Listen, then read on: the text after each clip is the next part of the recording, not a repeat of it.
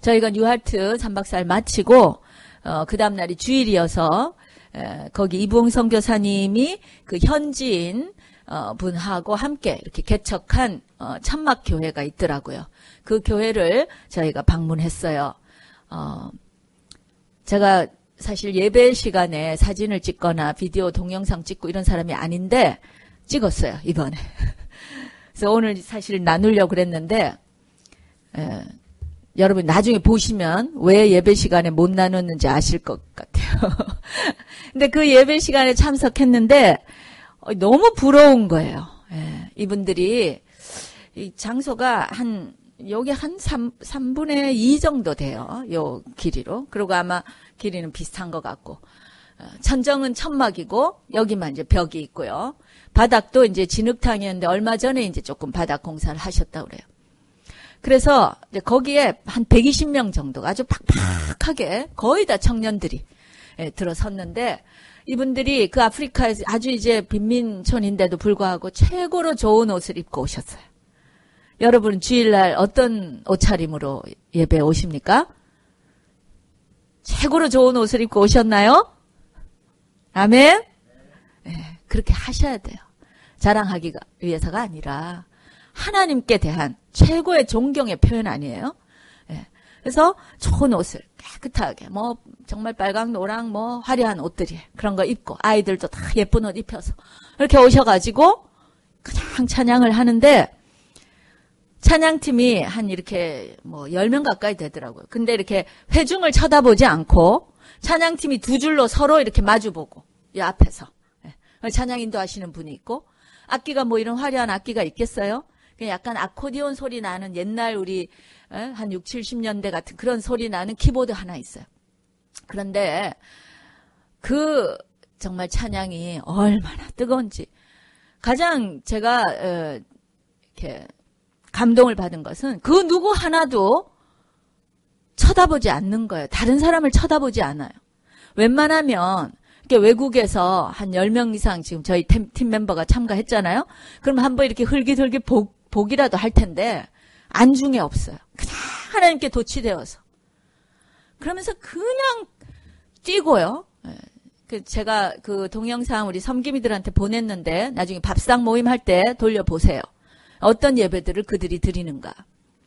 그래서 제가 너무 부러워서 그 예배가 제가 말도 통하지 않고 찬양도 모르지만 그렇게 예배를 드리는 그분들이 너무 부러운 거예요. 그 열악한 조건에서 그 냄새도 심하고 그런데 정말 전심으로 나와서 주님을 그렇게 즐거워하고 기뻐하며 찬양하는 거. 그거 하나 제가 보고 온 것만 해도 이디오피아 간 거 너무 감사하다고 생각했어요. 그러면서 우리의 예배를 좀 돌아보게 하셨어요. 주님께서. 저부터 돌아보게 하셨어요. 오늘 저희가 읽은 이 출애굽기 33장 1절에서 11절까지의 말씀은 회막이라고 하는 말하자면 성막의 전신이죠. 성막이 나중에 이제 성전이 되었는데 이스라엘의 성막의 아주 제일 그 초기 모형과 같은 회막이라고 부르는 이 이제 회막이 처음 출현한 그 얘기가 지금 여기에 쓰여 있습니다. 오늘 이 말씀을 우리가 한번 나누면서 정말 우리 안에 진정으로 회복되어져야 할 것이 무엇인지 저와 여러분이 좀 심각하게 고민을 해보고 정말 주 없이 내가 살 수가 없구나. 우리 주님만이 경배를 받으실 뿐이구나. 나의 모든 우상과 보좌를 내려놓고 내가 주님만을 경배합니다. 이러한 우리의 영으로 회복되어지시기를 예수님 이름으로 축원합니다. 오늘 이 본문을 보면 배경은 이렇습니다. 이스라엘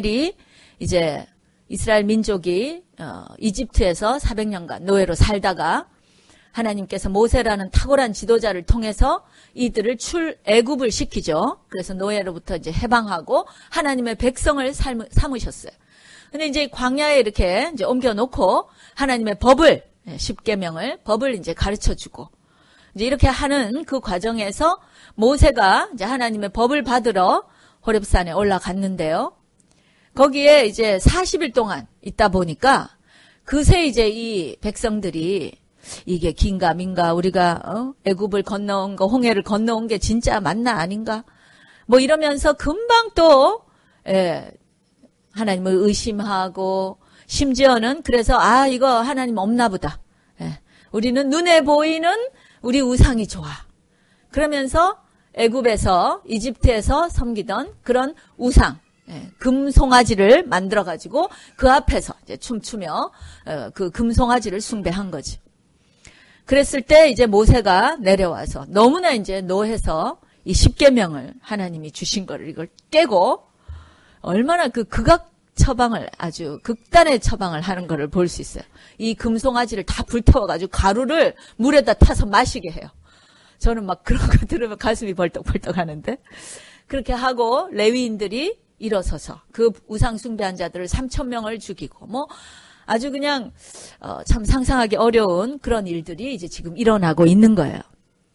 그럴 때 이제 모세가 하나님 앞에 중보를 합니다. 그래서 주님, 하나님, 이 백성들을 용서해 주십시오. 용서해 주십시오. 이 백성들 용서하지 않으시면 그리고 이 땅에 다 진멸해 버리시면 내 생명책에 있는 나의 이름을 제하여 주십시오. 옛날에 우리가 중보기도, 중보자에 대해서 배울 때 이 모세의 중보기도에 대해서 아마 좀 아시는 분들이 있을 거예요. 내가 비록 생명책에 내 이름이 제하여지더라도 우리 백성들을 용서해 주십시오. 이렇게 모세가 중보하고 있습니다. 그게 32장의 이야기예요. 그리고 그러한 모세의 중보를 듣고 이제 하나님께서 이제 모세하고 대화하시는 게 이제 33장 우리가 읽은 내용입니다. 거기 1절을 읽어보면 여호와께서 모세에게 이르시되 너는 네가 애굽 땅에서 인도하여 낸 백성과 함께 여기서 떠나라. 보통 하나님께서 항상 말씀하시기를 내가 내 백성을 이집트로부터 내가 인도해냈다. 내가 했다. 늘 이렇게 말씀하시거든요. 근데 여기는 뭐라고 그러세요?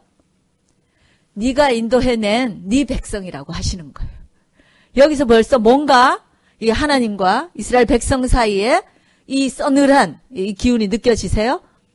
지금 하나님이 이런 상태예요.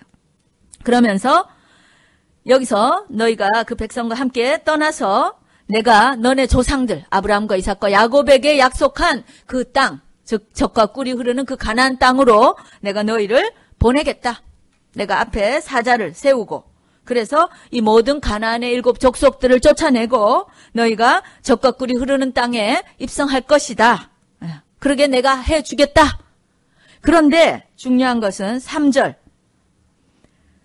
너희로 젖과 꿀이 흐르는 땅에 이르게 하려니와 그러나 나는 너희와 함께 올라가지 아니하리니. 너희는 내가 그렇게 가게 해주겠다. 그런데 나는 너희와 함께 가지 않겠다. 너희가 목이 곧은 백성이어서 내가 너희와 함께 가다가는 너희들의 이 죄를 내가 감당할 수 없어서 너희를 다 중간에서 진멸해 버릴 것이거든. 그래서 내가 너희와 함께 가지 않겠다. 4절에 보니까 백성이 이 황송한 말씀을 듣고 슬퍼하여 한 사람도 그 몸을 단장하지 아니하니. 이 황송한 말씀을 들었다. 이게 좀 적절한 번역인지 모르겠어요. 그래서 제가 다른 번역들을 한번 찾아봤어요. 공동 번역에 보니까 이렇듯 가슴 아픈 말씀을 듣고 그들이 통곡했다. 그냥 슬퍼했다. 아니 통곡했다. 이렇듯 가슴 아픈 말씀을 듣고 통곡했다. 또 표준 새 번역에는 보니까 이렇듯 참담한 말씀을 듣고 통곡했다. 현대인의 성경 보니까 이 서운한 말씀을 듣고 슬퍼했다. 조금 감이 떨어지는데 어쨌거나 이 참담한 슬픔, 이 가슴 아픈 이 뭐라고 표현할 수 없는 이 참담한 이 말씀을 듣고 이스라엘 백성들이 통곡했다. 이 황송한 말씀이에요. 이 황송한 말씀. 말하자면 이런 거예요. 부부가 있는데 어느 날 남편이 내가 생활비도 주고 내가 너 뭐 자동차도 사주고 집도 사주고 내가 뭐 반지도 사주고 다 하겠다. 그러나 내 마음은 이제 주지 않겠다. 뭐 아직 결혼을 안 해봐서 감동이 없죠 지금. 이게 무슨 말인지 모르시겠죠? 아내들이 또 남편 보고 제가 밥도 해주고 빨래도 해주고 내 뒤치다거리 다 해주겠어요. 그러나 오늘부터 내 마음은 당신 마음이 아니에요. 나는 내 마음이요. 이렇게 하는 거예요, 지금. 이것은 이 황송한 말씀. 뭐라고 표현해야 되죠, 이거를? 하나님께서 지금 우리를 그래, 내가 약속했으니까 내가 그건 되게 해줄게. 그러나 내 마음은 나는 너희와 함께 가지 않겠다. 여러분, 이 말씀은 제가 표현하기로는 재앙의 말씀이에요. 이스라엘 민족에게 있어서 이보다 더한 재앙의 말씀은 없어요. 그렇지 않습니까? 여러분은 어떻습니까? 여러분은 내가 하나님 자녀야, 백성이야 하고 있는데 하나님이 어느 날 그래, 내가 너 그냥 먹고 사는 건 다 해줄게. 그런데 나 이제 너와 함께 하지 않겠어. 이런 거예요. 상상이 되십니까? 오히려 우리가 삶이 좀 어렵고 막 이렇게 그럴 때 몸이 아프거나 뭐 이럴 때는 막 주님 앞에 매달리고 그렇죠? 그러면서 오히려 붙들고 막 주님 가랭이라도 바짓가랭이라도 막 붙잡고 이렇게 하는데 오히려 그때는 상황이 어려워도요 감사한 거예요. 관계가 그래도 있잖아요. 하나님과. 그렇죠? 하나님께 불평도 하고 뭐 불만 원망 뭐 이러다 보면 그래도 기도하다가 또 감사도 넘치고 이렇게 하면서 회복이 돼요. 이 관계가 그래도 있는 거예요. 그런데 여러분 가장 주의해야 될 것은 이 관계가 지금 너무 이게 서먹하고 멀어졌는데도 그거조차 깨닫지 못하는 때가 있어요. 너무 세상 일이 잘 되고 우리가 하나님 앞에 뭐 이렇게 걱정거리도 없고 그냥 다 뭐 오케이. 내가 뭐 굳이 주님이 필요한지 어떤지도 모르겠고 이런 상태에서 하나님이 지금 나에게 대해서 어떤 마음을 갖고 계시는지에 대해서 전혀 깨닫지도 못하고 그냥 무감각하게 있는 거. 이 관계가 없는 거. 하나님과 전혀 관계가 없어지는 거. 이것이 여러분 가장 재앙의 상황입니다. 여러분 믿으십니까? 여러분 지금 상황이 어떠십니까? 여러분과 주님과의 관계는 어떠십니까? 정말 주님께서 나에 대해서 어떤 마음을 갖고 계시는지, 성령님은 나에게 어떤 권고를 하고 계시는지. 여러분 성령님이 우리 안에 계셔서 우리에게 권고하시잖아요. 그렇죠? 뭔가 이러면 안 될 것 같은데 안 될 것 같아. 내가 이렇게 기도 안 하고 이게 괜찮을까? 뭔가 이렇게 불안이 와요. 그렇죠? 그런데 순종하지 아니하고 그냥 뭐 주님이 나를 사랑하시는데 뭐 어떻게 될까? 지금 이러면서 점점점 그냥 관계가 멀어지고 있는데도 불구하고 깨닫지조차 못하는 이것이 가장 재앙적인 상황입니다. 이스라엘 민족은 그들이 우상을 숭배하기도 하고 주님을 배신하기도 하지만 그래도 이 중요한 한 가지는 아는 거예요. 하나님이 우리와 함께 하시지 않으면 이거는 큰일 난다는 거. 이것은 황송한 말씀인 거예요. 이거 통곡해야 될 거라는 거를 알았죠. 그래서 이스라엘 민족이 어떻게 했냐면 그 말씀을 듣고 슬퍼하여 한 사람도 그 몸을 단장하지 아니했다. 그리고 또 하나님이 그 다음 5, 6절도 읽어보면 너희 몸의 모든 단장품을 제하라. 이것이 하나님과 우리 사이에 이 어긋난 이 관계를 회복하는 첫걸음이에요. 여러분 단장품을 제한다는 게 뭘까요? 이 슬프다는 표현이겠죠. 그죠? 우리가 뭐 예를 들어서 장례식을 가는데 막 요란하게 꾸미고 가는 사람 있을까요? 지금 마음이 너무 힘들고 어려운데 뭐 화장하고 꾸미고 할 시간이 있을까요? 단장품을 제한다는 것은 그만큼 내가 정말 갈급하다는 지금 그 상황을 얘기하는 거죠. 그죠? 그런가 하면 또 두 번째로 이 단장품을 제한다는 것은 그 당시 이스라엘 백성이 갖고 있던 이 단장품들, 이 장식품들은 대부분 이집트에서 받아가지고 나온 거예요. 여러분이 출애굽기 앞을 읽어보다 보면 이 모세가 이스라엘 백성을 이렇게 데리고 나올 때에 그냥 바로가 안 보내주려고, 그죠? 그래서 10가지 재앙을 다 당한 다음에야 결국 이제 놓아주는데 그때 이 이집트 백성들이 아주 그냥 이스라엘 민족이면 완전 치가 떨리는 거예요. 이 사람들 때문에 우리가 이렇게 지금 10가지 재앙을 장자까지 다 죽게 되는. 그래서 제발 좀 얼른 좀 나가달라고 이렇게 하면서 그 가지고 있던 모든 막 폐물, 금은, 보석들을 막 주는 거예요. 주면서 빨리 좀 나가라고. 그것은 사실 그냥 준 게 아니라 사실은 400년 동안 그들이 노예살이 한 것에 대한 리워드예요. 대가예요. 하나님이 다 받게 해 주시는 거죠.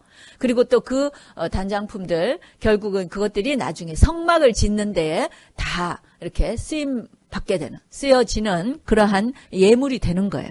근데 어쨌거나 그 이집트에서 사람들에게 받은 단장품들인데 거기에는 대부분 이집트에서 섬기던 우상들이 다 새겨져 있는 거예요. 우상들이 새겨져 있어요. 오늘 우리 찬양할 때 주님만 경배합니다. 주만 경배합니다. 라고 찬양하면서 그 중간에 뭐가 있었어요? 우리의 모든 우상들 내려놓고. 아멘. 모든 우상들을 내려놓는다. 하나님과 우리 사이의 이 관계가 멀어졌을 때 그 멀어지게 하는 대부분의 이유는 거기에 뭔가가 끼이는 거죠. 그 관계 속에 끼어요. 뭐가 끼겠어요? 하나님보다 더 중요하게 여기는 것들이 그 안에 끼어 있는 거예요. 즉 우상이에요. 내 공부가 더 중요해서 하나님과의 관계를 뒷전으로. 내 직장이 더 중요해서 내 가족이, 내 건강이, 나의 이 성공이, 성취가 더 중요해서 하나님과의 관계 가운데 하나님이 뒷전으로 물려나는 거. 그래서 관계가 멀어지게 되는 거예요. 근데 이 단장품을 내려놓는다, 제한다는 것의 의미는 바로 그러한 하나님과 나 사이에 지금 이 관계를 방해하는 이러한 우상들을 제거한다라는 뜻이 그 안에 있는 거예요. 관계를 멀어지게 하는 주범, 저와 여러분 안에 있습니다. 하나님과의 관계 지금 점검해 보시기 바랍니다. 내가 어떠한 것 때문에 지금 우리 주님이 나의 첫 번째가 되지 못하는가. 반드시 이것을 직면하시기 바랍니다. 해결하셔야 돼요.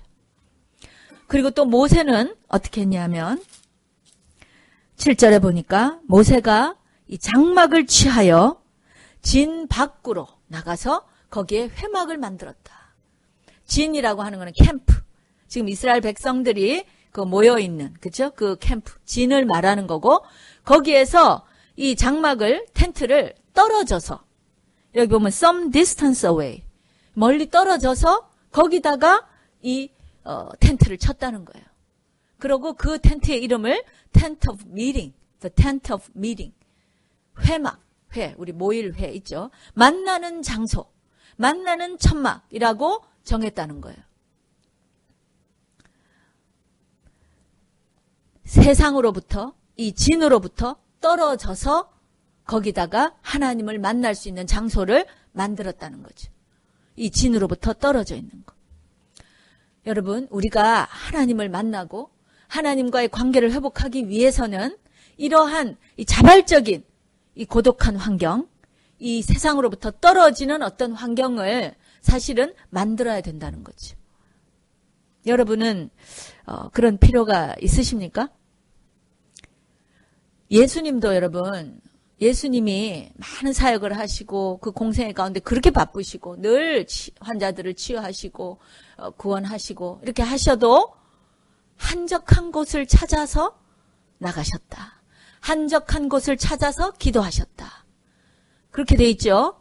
마가복음에만 봐도 한적한 곳이란 게 4번이나 나오고 누가복음에도 2번이나 나와요. 한적한 곳을 찾아가셨다. 거기에서 하나님을 만난다는 거예요. 여러분, 하나님을 만나야 돼요. 그렇죠? 하나님과의 관계를 회복하고 그분의 임재를 체험하기 위해서 만나야 되는데 그 장소는 세상에서 떨어진 곳, 세상을 멀리한 곳. 물론 이건 물리적인 의미 플러스 또 영적인 의미도 있죠. 일단 물리적인 것도 굉장히 중요하다는 거예요. 예수님께서 우리 기도를 가르치실 때 외식하지 말고 기도해라. 이렇게 마태복음 6장 6절에 보면 너희는 골방에 들어가서 기도하라. 이렇게 돼 있죠. 거기 보면 골방에 들어가서 문을 닫고 즉 세상의 문을 닫고 내가 하나님 앞에만 집중하는 이게 골방 기도예요. 나는 골방이 없어서 기도 못하는데 이게 아니라 골방이라는 어떤 그 피지컬한 로케이션이 중요한 게 아니라 세상의 문을 닫고 하나님만 독대하는 곳. 이것이 골방 기도예요. 우리가 새벽 기도 왜 합니까?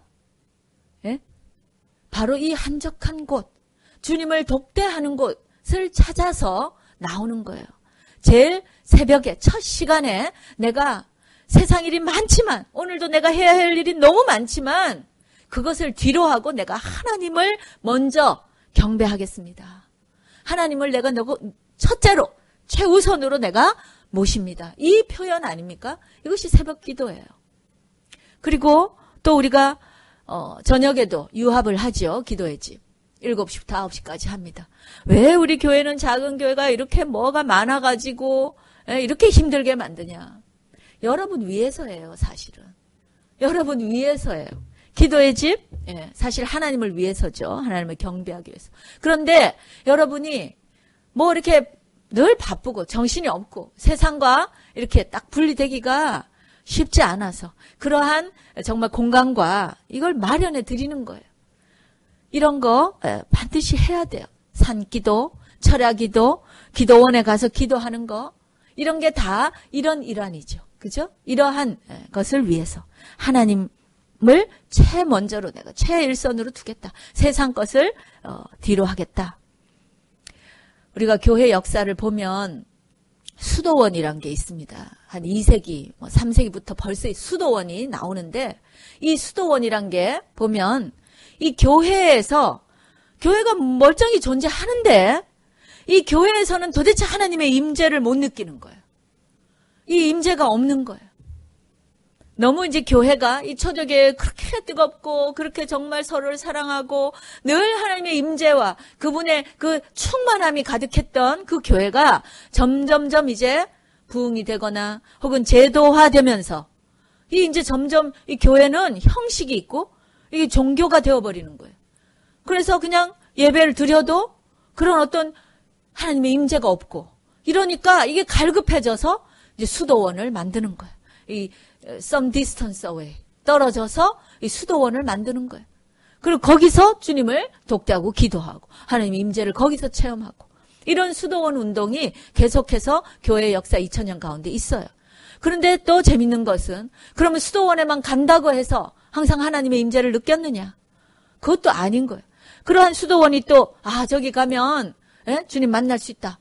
이래가지고 또 사람들이 다 또 수도원으로 모이니까 수도원이 또 점점점 제도화되고 또 이게 또 매너리즘에 빠지고 이렇게 하면서 또 수도원이 타락하게 돼요. 이 사이클이 그래서 또 그 수도원에서 또 나와서 다른 수도원 운동을 또 하게 되고 이렇게 하는 것이 거의 100년 터울로 이렇게 업앤다운을 계속하는 것을 우리가 볼 수 있어요. 여러분, 저와 여러분이 정말 이 주일날 예배에 나와서 이곳에서 주님을 만나야 돼요. 그런데 이 예배에 나왔는데도 너무나 이제 이 매너리즘에 빠져서 여기에 하나님의 임재가 없다. 하나님의 임재를 못 느끼겠다. 지금 만약 이렇다면 우리는 지금 이거 헛일을 하고 있는 거예요. 헛일을 하고 있는 거예요. 이게 얼마나 황송한 말씀인지, 얼마나 재앙의 말씀인지 우리 깨달아야 될 줄로 믿습니다, 여러분. 사실은 이렇게 물리적인 이 따로 떨어진 이 곳, 이런 한적한 곳이 굳이 왜 필요하겠냐고요. 그렇죠? 어느 곳에서나 사실은 여러분이 뭐 심지어 학교를 간들, 뭐 직장을 간들 하나님의 임재가 항상 느껴져야 되는 거 아닙니까? 그렇죠? 아멘. 우리가 무슨 찬양 중에 찬양의 열기가 모두 끝나면 주 앞에 나와. 찬양의 열기 모두 끝나면 그 찬양 있죠? 제가 그 찬양을 부르면 참 마음이 아파요. 그 찬양의 그 가사가 보면 이래요. 찬양의 열기가 모두 끝나면 그때 이제 주 앞에 나와 더욱 진실한 예배를 드리네. 주님을 향한 노래 이상의 노래, 내 마음 깊은 곳에 주께서 원하신 것.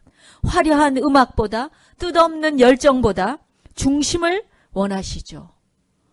그러면서 중심 이런 예배를 내려놓고 주님만 예배한다. 이런 내용이에요. 물론 굉장히 솔직한 그리고 이렇게 정말 중심 있는 예배 이거 우리가 추구해야 되죠. 그죠?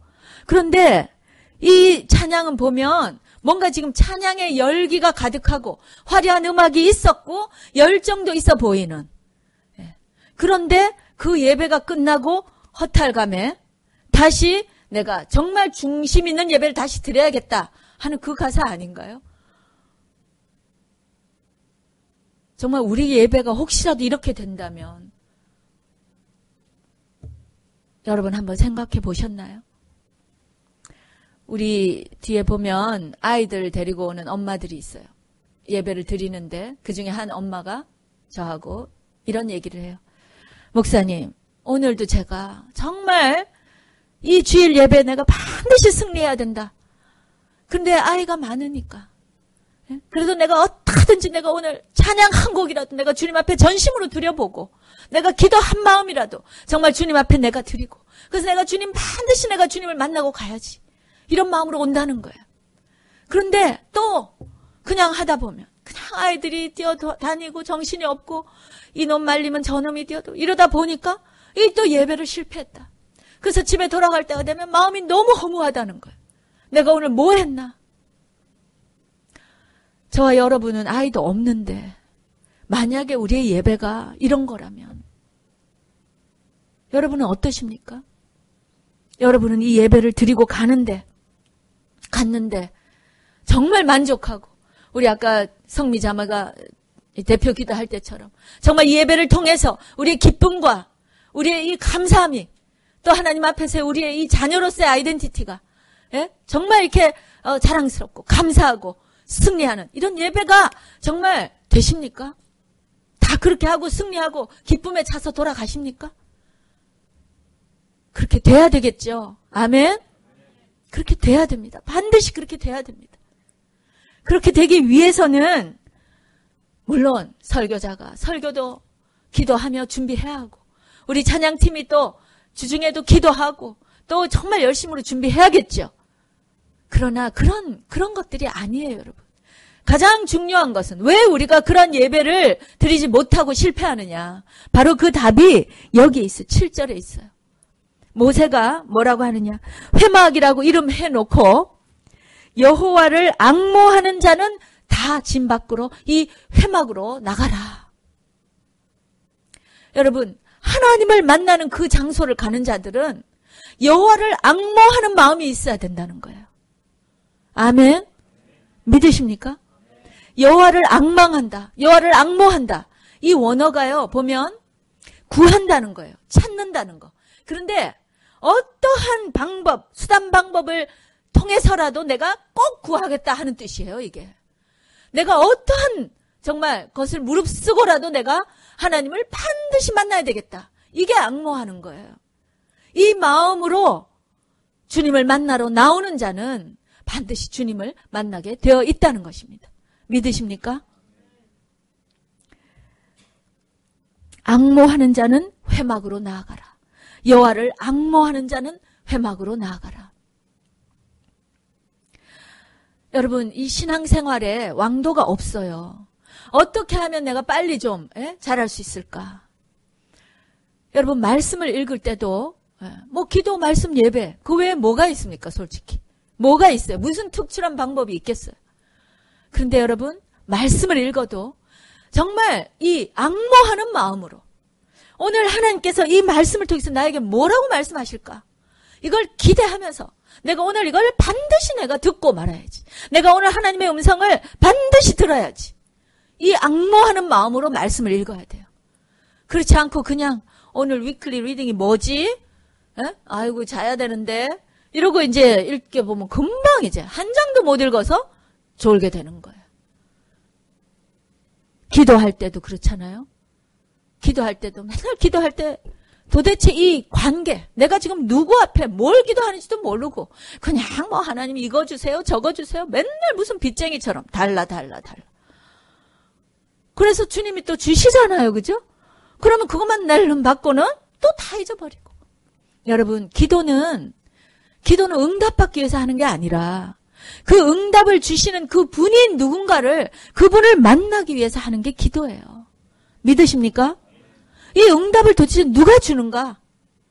그 분을 먼저 만나야 돼요.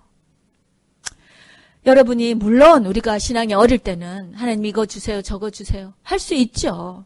아이들이 우리 엄마 아빠한테 뭐 주세요 주세요. 그래서 줍니다. 그러나 언제까지나 그런 기도는 안 돼요. 하나님이 정말 이것을 주시는 분이 하나님이시구나. 하나님이 주셨구나. 하나님이 어떤 분이시구나.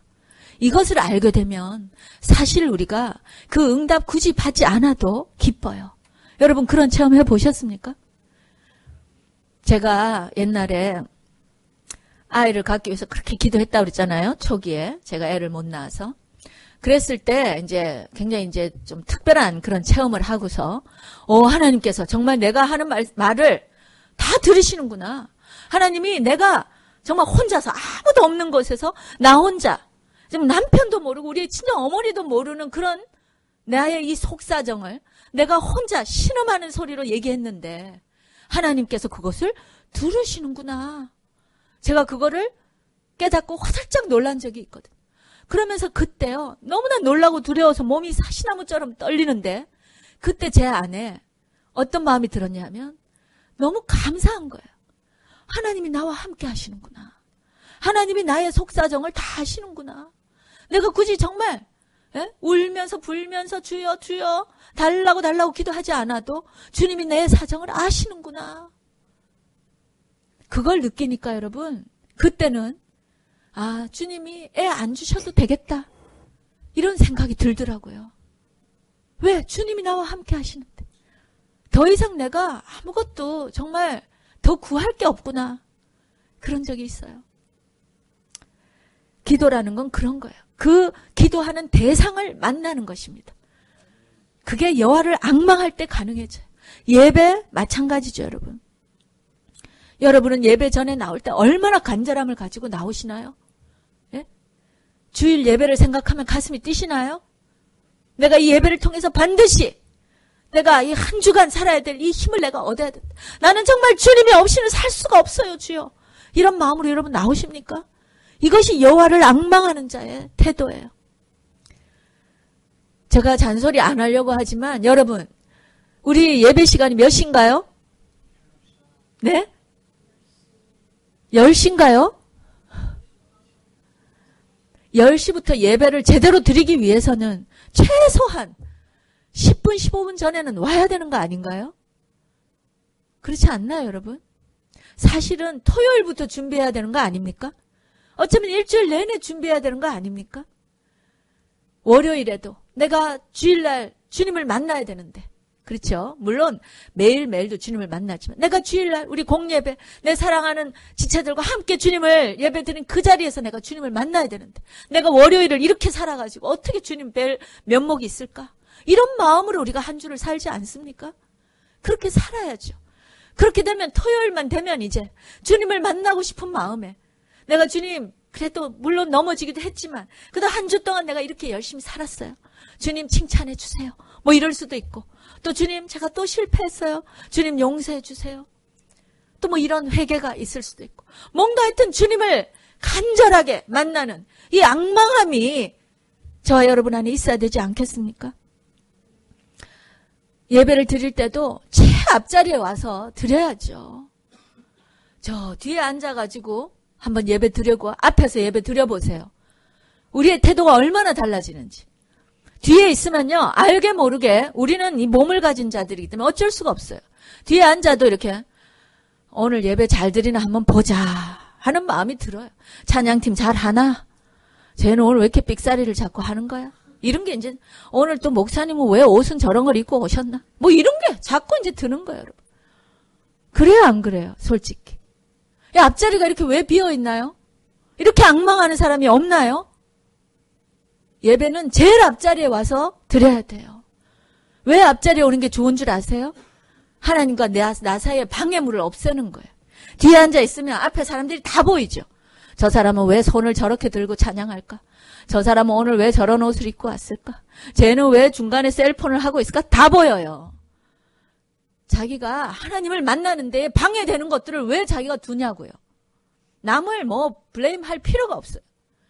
자기가 간절한 마음으로 주님 앞에 나오면 더 이상 잔소리 하지 말까요?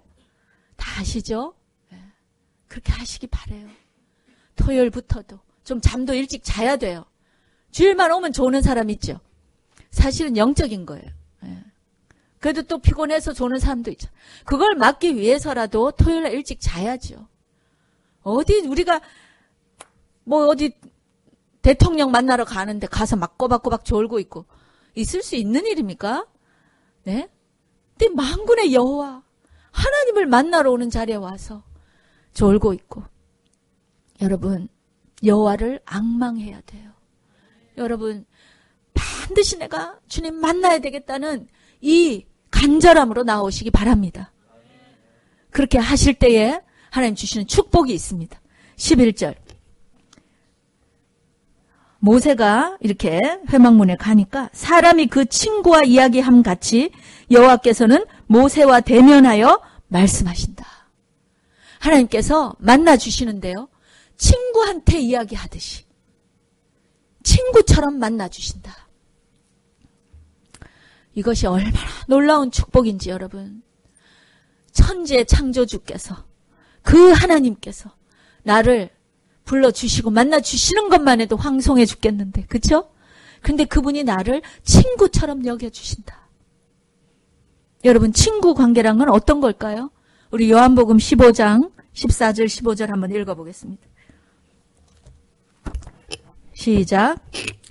너희가 나의 명하는 대로 행하면 곧 나의 친구라. 이제부터는 너희를 종이라 하지 아니하리니 종은 주인의 하는 것을 알지 못함이라.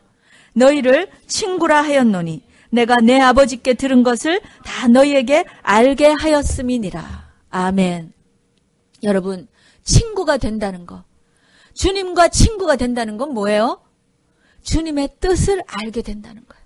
주님의 마음에 있는 거를 알게 된다는 거예요. 여러분은 주님의 마음 속에 있는 거 알고 싶으세요? 여러분은 친구 사이에도 뭐 여자친구, 남자친구, 저 남자가 도대체 나에 대해서 무슨 생각을 하고 있을까? 궁금해요, 안 궁금해요? 여자친구가 아직 없어서, 남자친구가 아직 없어서 궁금하죠. 그냥 친구 사이에도, 예? 저 사람의 마음에 있는 것을 서로 다 나누는 게 친구 사이 아닙니까? 근데 그 하나님, 그 여호와 하나님과 내가 친구처럼 그분의 마음에 있는 것을 내가 다 알게 된다는 이 놀라운 축복이 여호와를 앙망하여 그분을 만나는 자에게, 그분께 나오는 자에게 하나님이 축복으로 주신다는 것입니다. 우리 왕의 기한에 섬기시는 박흥수 목사님이 대학교 때 새벽마다 그 관악산에 가셔가지고 산기도, 새벽기도를 산에서 하셨다잖아요. 근데 깊은 기도 가운데, 저는 그 표현이 너무 부러워요. 도대체 얼마나 깊게 기도하시면 항상 그렇게 간증하실 때 깊은 기도 가운데 예수님의 환상을 봤다는 거예요. 예수님을 만났다는 거예요. 그런데 그 예수님이 그 맑은 눈에서 눈물이, 구슬 같은 눈물이 흐르시더라는 거예요. 근데 친구 관계니까 이미, 그렇죠? 그 주님을 앙망해서 만나는 그 새벽마다 그 만나는 내밀한 친구와의 관계니까 그분의 그 눈물이 너무 궁금한 거예요. 주님 왜 우십니까? 그 마음이 너무 아픈 거죠. 그렇죠? 그러니까 주님이 내가 내 백성 이스라엘 때문에 내가 운다. 그러면서 네가 이 마음을 받지 않겠느냐. 그래서 그때 그 친구 되신 예수님의 그 이스라엘을 향한 아픈 마음을 받으시고 평생을 이스라엘 회복을 위해서 헌신하시는 거예요. 놀라운 비밀을 알게 되신 거죠. 친구된 자의 축복입니다. 어제 우리가 섬김이 훈련을 합니다. 토요일마다 우리가 아침에 나와서 서너 시간 그렇게 함께 또 예배도 드리고 기도하고 뭐 하죠. 어제도 오랜만에 저희가 다시 만나서 기도하면서 우리가 뭘 기도할 것인가, 기도 제목을 돌아가면서 기도하자. 한 형제가 기도 제목이 그거였어요. 하나님을 더 알고 싶다. 하나님을 더 알고 싶다. 그전에는 자기가 교회를 다녀도 하나님 잘 모르고 성경도 모르고 그냥 하나님의 생각이 뭔지도 모르고 그렇게 다녔는데, 이제는 이제 정말 말씀도 좀 들어오고 정말 하나님을 좀 정말 기도도 이제는 좀 뚫리고 주님을 만나고 이렇게 하니까 이 주님이 어떤 분이신지 점점 더 알고 싶다는 거예요. 그리고 이제 뉴스를 봐도 옛날에는 그런 뉴스 봐도 그냥 한 귀로 흘리고 넘어갔는데 이 터키에서 이 중동 땅에서 이 무슬림들이 이 난민들, 그 시리아 난민들을 통해서 지금 얼마나 놀라운 복음이 전파되고 있는가. 이 무슬림들이요, 막 얼마 전에 제가 또 결과를 보니까 이란하고 이 아프가니스탄이 지금 부흥이 일어나고 있다는 거예요. 이 난민들을 통해서. 이런 놀라운 일들을 옛날에는 뉴스를 봐도요, 크리스찬이라 해도 그런 걸 보면 그냥 뭐 한 귀로 이거는 나하고 아무 상관이 없어. 근데 이젠 그렇지 않다는 거예요. 그거를 보면 막 가슴이 뛴다는 거죠. 이것이 여러분 하나님과 친구된 자의 축복입니다. 하나님이 지금 어디서 무슨 일을 하고 계시는가 이게 보이는 거예요. 그리고 그분 안에 그 뜻과 계획이 보이는 거예요. 그리고 그것이 막 내 가슴에서 이 열정으로 막 뜨거워지는 거예요. 나도 거기에 동참하고 싶어. 나도 그 땅에 한번 가보고 싶어. 저도 터키 갈 때 그런 마음으로 갔다 그랬잖아요, 여러분. 하나님이 친구 되시면 이런 일들이 일어나는 거예요. 더 주님을 알고 싶은 거예요. 이 축복이 이것이 바로 여호와를 앙망하여 그 회막에 나오는 자 그에게 주시는 하나님의 축복인 줄로 믿으시기 바랍니다. 여러분 기도할 때도 정말 성령의 그 탄식하는 기도가 뭔지 알아야 될 거 아니에요. 그냥 우리 기도 성령님이 내 안에서 탄식하시며 부르짖는 그 기도를 우리가 합하여 기도하지 못한다면 그 기도는 그냥 정말 그런 기도는 그냥 하고 나도 공허한 거예요. 공허. 그런 예배 드려봐도 공허한 거예요. 허탕인 거예요. 말하자면. 말씀을 읽어도 들어오지 않는 거예요. 여러분 언제까지 우리가 이런 관계에서 크리스찬이라 하면서 교회를 다니겠습니까? 11절 후반을 제가 읽어보겠습니다. 제가 사실 가장 좋아하는 구절이에요. 이 모세는 진으로 돌아오나 모세는 하나님을 대면하고 자기 진으로 돌아와요. 그런데 그 수종자 눈의 아들 청년 여호수아는 회막을 떠나지 아니하니라. 여호수아는 이 당시 굉장히 젊은 근데 이 모세의 뒤에 수종드는 자죠. 근데 모세는 진에도 왔다가 또 집에도 왔다가 이제 또 예배도 드리고 또 집에도 가고 이렇게 하는데 이 청년 여호수아는 이 회막문을 떠나지 아니하고 거기에 있었다. 물론 뭐 회막을 지키는 게 자기 자비여서 그랬을 수도 있겠죠. 그렇지만 여러분 청년 여호수아는 모세가 날마다 주님을 대면하면서 주님과 친구같이 대화하는 거를 늘 봤을 거 아니에요. 그러면서 그 청년 여호수아의 마음에 나도 저러한 하나님과의 대면, 나도 저렇게 주님과 대면하는 저 관계가 되고 싶다. 그 마음으로 그 앞에서 기도하지 않았겠어요? 그 여호와를 앙망하면서 그 자리를 떠나지 아니하고 그 가운데 계속 그 자리를 지킨 거지. 그 회막문을 떠나지 아니하였더라. 그러한 청년 여호수아였기 때문에 그 여호수아가 결국은 모세도 해내지 못한 그 이스라엘 백성을 이끌고 가나안 땅을 입성하게 되는 승리하게 되는 여호수아가 되는 것입니다. 여러분. 청년 여호수아들이여. 아멘. 청년 여호수아들이여. 저와 여러분 바로 이렇게 그 여호와를 앙망하며 회막문을 떠나지 않는 이 청년 여호수아 같이 되어야 될 줄로 믿습니다. 결론을 맺겠습니다. 여러분 지금의 우리의 상태를 한번 점검해 보십시다. 하나님과 나 사이에 나의 어떠한 죄, 나의 어떠한 우상, 도대체 하나님과의 관계를 방해하고 있는 것들이 도대체 무엇인가? 내가 예배 오는데도 도대체 이 텅 빈, 이 채워지지 않는 이것이 도대체 무엇인가? 바로 우리의 문제입니다. 우리가 여호와를 앙망하지 않기 때문에 그렇습니다. 이것은 참담한 현실입니다. 이것은 정말 황송한 말씀이에요. 우리가 통곡해야 할 상황입니다. 새로운 마음을 다잡으십시다. 우리 여호와를 앙망하십시다. 주를 구하는 자 반드시 만나주신다고 하셨습니다. 회막으로 나와야 되겠습니다. 새벽에도 나오고 저녁에도 나오고 예배에도 나오고 정말 준비된 마음으로 여호와를 앙망하며 나와서 반드시 그 주님을 친구처럼 만나는 그 놀라운 역사가 있기를 예수님의 이름으로 축원합니다.